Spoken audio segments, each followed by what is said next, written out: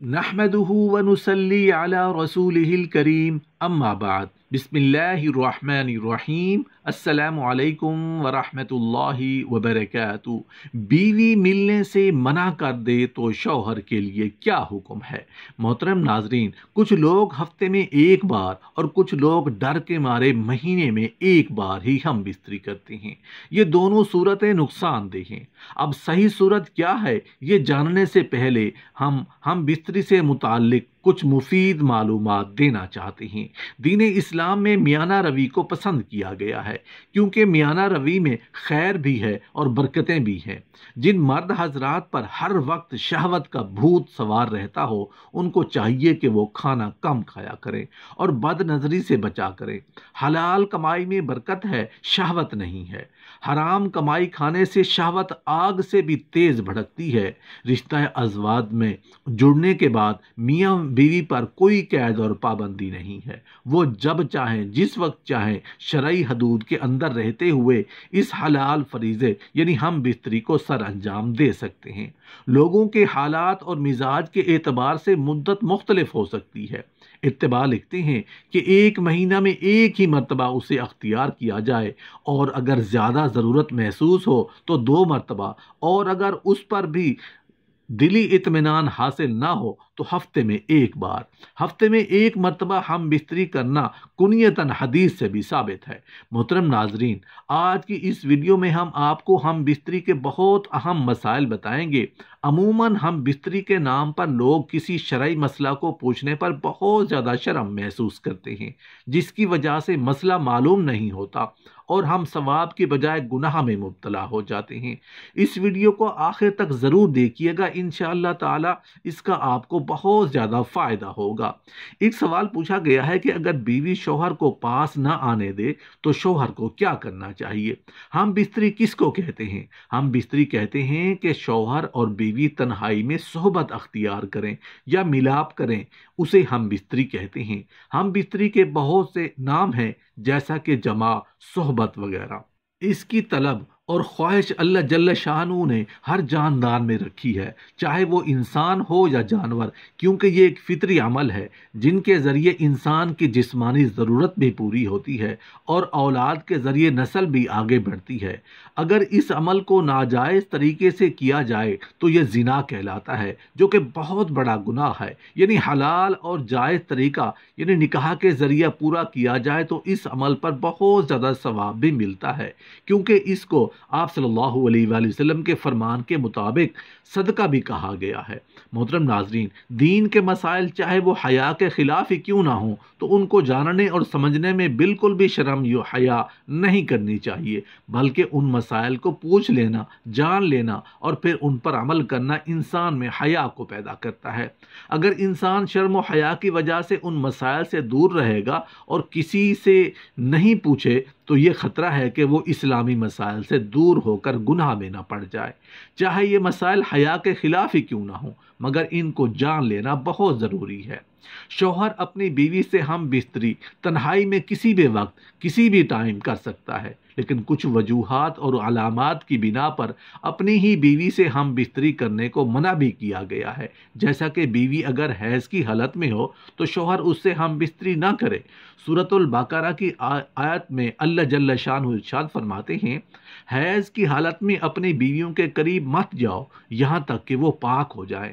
پہلی صورت میں یعنی بیوی جب حالت حیض میں ہو تو اس سے ہم بستری مت کرو، لیکن حیض میں اس کے سونا، اس کا بوسہ لینا، اس سے لپٹنا، اس کے ساتھ کھانا پینا، بیٹھنا، یہ سب جائز ہے۔ دوسری صورت میں جب ہم بستری کرنے سے منع کیا گیا ہے وہ نفاس کی حالت ہے۔ جب بیوی ماں بنتی ہے، جب بچے کی ولادت ہوتی ہے تو وہ حالت نفاس میں ہوتی ہے۔ نفاس کی زیادہ سے زیادہ مدت 40 دن کی ہوتی ہے، لیکن کچھ عورتیں 40 دن سے پہلے ہی پاک ہو جاتی ہیں۔ تو جب وہ پاک ہو جائیں تو شوہر اپنی بیوی کے ساتھ ہم بستری کر سکتا ہے۔ اس کے بعد تیسری صورت جس میں بیوی کے ساتھ ہم بستری کرنے سے منع کیا گیا ہے وہ روزے کی حالت میں۔ شوہر یا بیوی اگر روزے کی حالت سے ہوں یا دونوں ہی روزے سے ہوں تو افطار تک ہم بستری نہیں کر سکتے۔ اگر روزے کے دوران ہم بستری کر لی تو روزہ ٹوٹ جائے گا اور کفارہ بھی لازم ہوگا۔ افطار کے وقت روزہ مکمل ہو جاتا ہے، اس لیے افطار کے بعد ہم بستری کرنا جائز ہے۔ چوتھی صورت جس میں ہم بستری کرنے سے منع کیا گیا ہے وہ ہے احرام کی حالت میں۔ حج اور عمرہ کے وقت انسان احرام کی حالت میں ہوتا ہے تو اس وقت ہم بستری نہیں کرنی چاہیے۔ جب احرام کی حالت ختم ہو جائے تو پھر انسان ہم بستری کر سکتا ہے۔ پانچویں صورت جس میں ہم بستری کرنے سے منع کیا گیا ہے وہ ہے دوبر میں ہم بستری کرنا۔ دوبر یعنی پچھلی شرمگاہ پاخانہ کی جگہ شوہر اپنی بیوی سے اگلی شرمگاہ میں جس طرح چاہے ہم بستری کر سکتا ہے، یہ اس کے لیے جائز ہے، لیکن دوبر یعنی پچھلی شرمگاہ پاخانہ کی جگہ میں ہم بستری کرنے سے سختی سے منع کیا گیا ہے اور یہ سخت گناہ ہے۔ آپ صلی اللہ علیہ وآلہ وسلم کی حدیث کا مفہوم ہے جو ایسا کرتا ہے اس پر لعنت ہے۔ چھٹی صورت ہے شرمگاہوں کا منہ میں لینا، یہ بھی ایک نہایت اور گندا عمل ہے، اس سے بھی انسان کو بچنا چاہیے کیونکہ یہ غیر مسلم یعنی کافروں کا طریقہ ہے۔ حدیث پاک میں ہے جو شخص کسی قوم کی مشابہت یا ان کا طریقہ اختیار کرتا ہے تو قیامت کے دن وہ انہی لوگوں میں سے اٹھایا جائے گا۔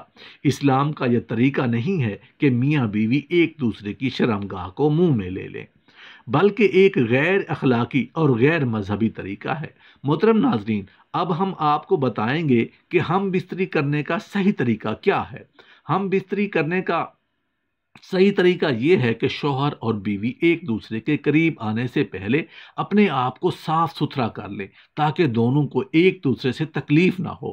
اپنے منہ، جسم کی بدبو اور گندگی دور کرنے کی ہر ممکن کوشش کریں اور صاف ستھرے ہو کر ایک دوسرے کے قریب آئیں۔ ہم بستری کرنے سے پہلے دعا پڑھ لیں، بسم اللہ اللہم جنبنا الشیطان وجنب الشیطان ما رزقتنا۔ اللہ کے نام سے شروع کرتا ہوں، اے اللہ ہمیں شیطان سے بچا اور جو اولاد تو ہمیں عطا کرے گا اس سے شیطان کو دور رکھ۔ اس دعا کے پڑھنے سے آپ کو یہ فائدہ ہوگا کہ آپ کا یہ عمل ایک نیکی بن جائے گا اور آپ کو اس کا ثواب بھی ملے گا، اور اس عمل کے دوران شیطان بھی آپ سے دور رہے گا، اور اللہ تعالیٰ آپ کو جو اولاد عطا فرمائے گا وہ بھی شیطان سے محفوظ رہے گی اور نیک ہوگی۔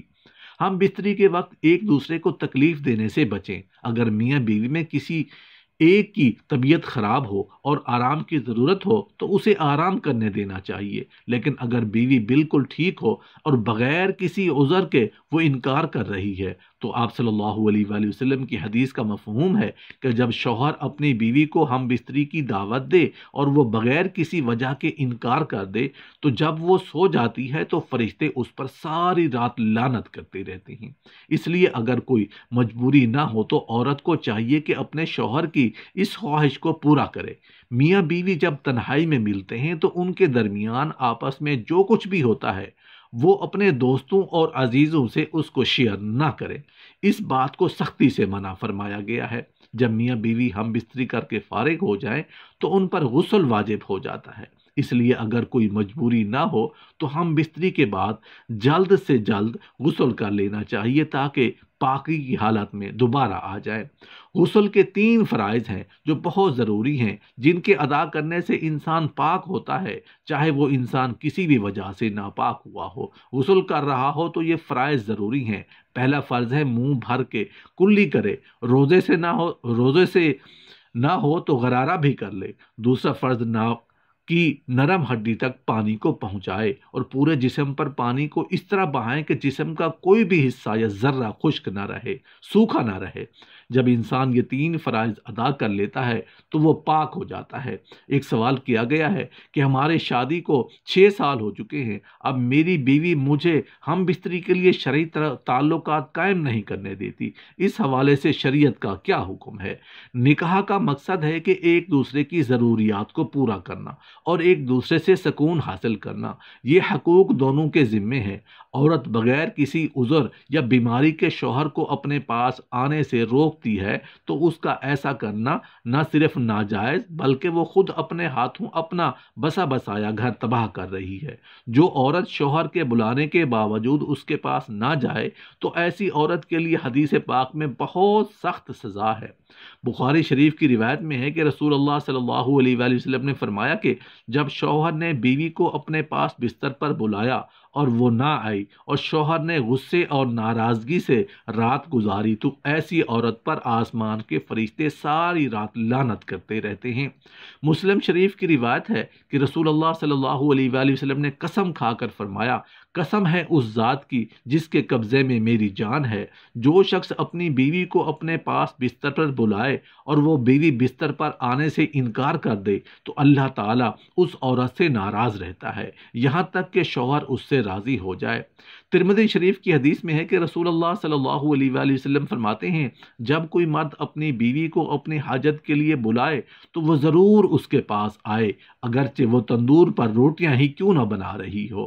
یعنی تمام کاموں پر شوہر کو ترجیح دی۔ اگر بیوی مسلسل بیمار رہتی ہے یا کوئی اور مسئلہ ہے اور شوہر دوسری بیوی کے اخراجات اور دونوں بیویوں میں عدل کر سکتا ہے تو اس کے لیے دوسرا نکاح جائز ہے تاکہ وہ اپنی ضرورت شرعی طریقے سے پورا کر سکے۔